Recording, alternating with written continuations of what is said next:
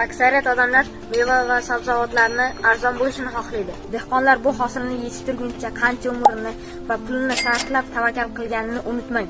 Lekin dehqon uchun bu narsalarni yetishtirish qanchalik qimmatga tushganini ko'pchilik bilmaydi. Mana shu 4 sotiq joyga mavsum boshidan beri qilingan xarajat 25 milliondan oshdi.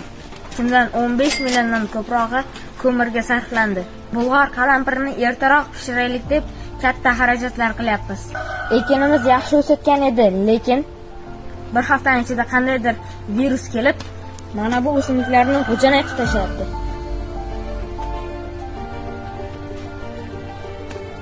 Buni qo'shimcha xarajatlar bilan to'xtata olsak yaxshi, lekin to'xtata olmasak hosil olishgacha bora olmasligimiz mumkin. Bozorda meva va sabzavotlar narxi ko'tarilib ketsa, hamma pul dehqonlarga ketdi deb jahlingiz chiqmasin. Nima deb o'ylaysiz? Biz bu yil bu ekindan xarajatlarimizni qoplay olamizmi va daromadga kira olamizmi? Dehqoningizni kuzatib boring. Davomi yanada qiziqroq bo'ladi.